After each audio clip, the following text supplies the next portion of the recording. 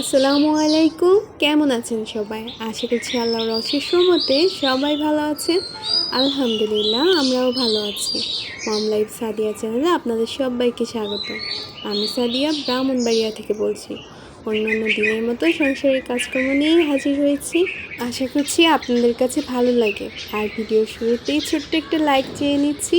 যদি আমার ভিডিওর কোনো অংশ আপনাদের ভালো লেগে থাকে প্লিজ একটা লাইক দেবেন। আর এরকম ভিডিও যদি দেখতে চান কন্টিনিউ, তাহলে আমার চ্যানেলটিকে সাবস্ক্রাইব করে পাশে থাকতে পারেন। এই তো সকালের কিছু কাজ তো সেরে নিয়েছি, আর এর মধ্যে ছেলেকে স্কুলেও দিয়ে এসেছি, বড় ছেলেকে নিয়ে এসেছি। বাসায় এসে আর কি এখন এই যে এই তাকটা ছিল বেশ কয়েকদিন ধরেই আর কি হাত দিচ্ছি না।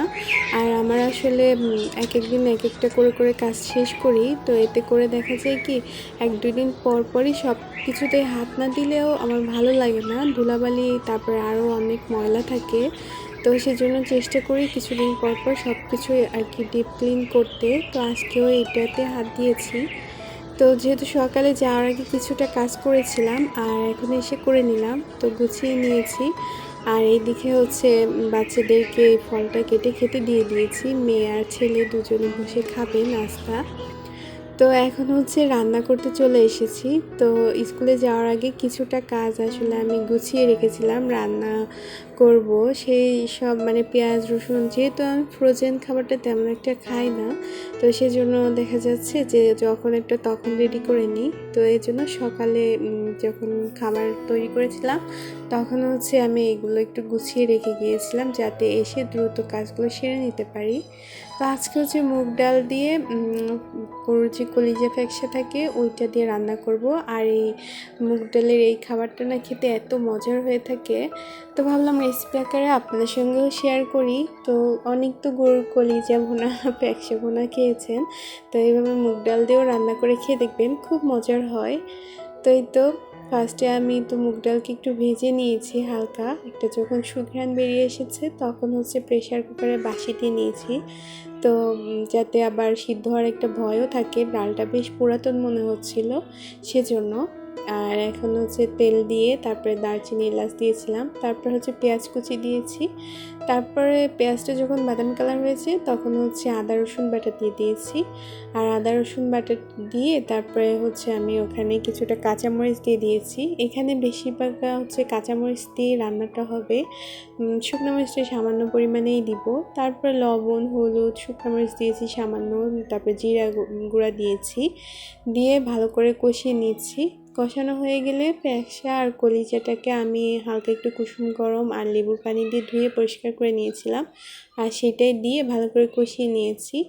তারপরে আমি 1 মুঠের মতো আর কি মুসুরির ডাল দিয়ে ভালো করে কষিয়ে নিয়েছি। এতে করে না 2 ধরনের ডাল থাকবে, তো আর এটা আর কি ঘন্ট টাইপের হবে, খেতে এত মজার হয়ে থাকে।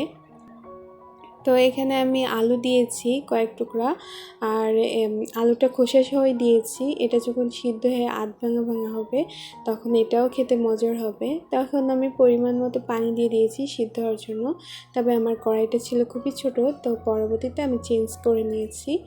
নিয়ে যখন এই যে এইভাবে প্রায় সব কিছু সিদ্ধ হয়ে গিয়েছে আর কি কলিজা ফ্যাকসাটা, তখন হচ্ছে আমি ওই যে সিদ্ধ করে নিয়েছি মুগ ডালটা ওইটা দিয়ে দিয়েছি। এতে করে হচ্ছে সবটাই আর কি ভালোভাবে হবে। তো এই যে যখন এরকম ঘন হয়ে গিয়েছে তখন হচ্ছে আমি এরপরে গরম মশলা গুঁড়াটা দিয়ে দিয়েছি।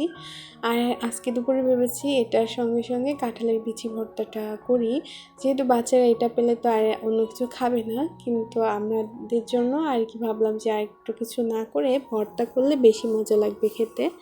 তো রান্না তো অলমোস্ট ডান। তো আবারও আম নিয়ে এসেছে বাচ্চা, আমার যে আগে আমের আচারটা তৈরি করেছিলাম সেটা শেষ, তো এখন হচ্ছে আবার তৈরি করছি, করে আর কি রেখে দিব। ওরা আসলে মিষ্টি আমের আচার তো বেশ পছন্দ করে, ঘন ঘন খায়। আচারটা যখন ঠান্ডা হয়ে গিয়েছে তখনই বয়ামে ঢুকাচ্ছি। এখন হচ্ছে বিকাল, তো বিকালবেলা করছি, এর মধ্যে দুপুরে খাওয়া দাওয়া হয়েছে। আর বাচ্চারা, মেয়ে আর কি ঘুমিয়েছে, বড় ছেলে আর ছোটো ছেলেকে আরবি পড়াতে এসেছে, তো ওরা পড়ছে আর আমি এদিকে এটা গুছাচ্ছি। গোছাতে গোছাতে হঠাৎ আমার কাছে কল এসেছে, বাসায় নাকি গেস্ট আসবে, তবে একজন না, 5-6 জনের মতো। তো তাদের জন্য এখন আর কি রেডি করতে হবে সব কিছু। আমি তো কলটা পেয়ে আর কি হতভম্ব হয়ে গিয়েছি, কি করব না। তাদের আবার আবদার ছিল চাউলের আটা রুটির সঙ্গে গরুর মাংস ভুনা আর কি খাবে চুই ঝালের। তো ওইটা করেছি। তো সব কিছু অফ ক্যামেরাই করেছি, ওগুলো আর আমি ভিডিও করতে পারিনি। তো কি করেছি সেটা আর কি আপনাদের সঙ্গে শেয়ার করছি।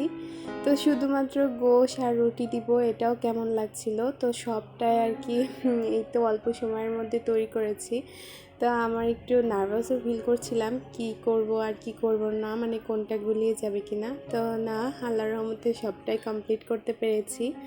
আর এই তো এদিকে ফল কেটে নিয়েছি, কেক বানিয়েছি। কেকের ডেকোরেশনও করতে পারিনি, সিম্পলই করেছি, পেস্ট্রি আকারে দিব। তো এদিকে মিষ্টিও এনেছিল বাচ্চাদের বাবা, তো ওটাও রেডি করে নিচ্ছি। সব কিছু গুছিয়ে সুন্দর করে হয়তো ভিডিও করে দিলে দেওয়া যেত, তবে আমি আসলে পেরে উঠছিলাম না, আর সময় অল্প, ভিডিও করতে গেলেও কিন্তু বেশ একটা গোছা সময়ের ব্যাপার থাকে। তো আর আজকের ভিডিওটি এই পর্যন্তই, এখানেই বিদায় নিচ্ছি। সবাই ভালো থাকবেন, সুস্থ থাকবেন, আল্লাহ হাফেজ।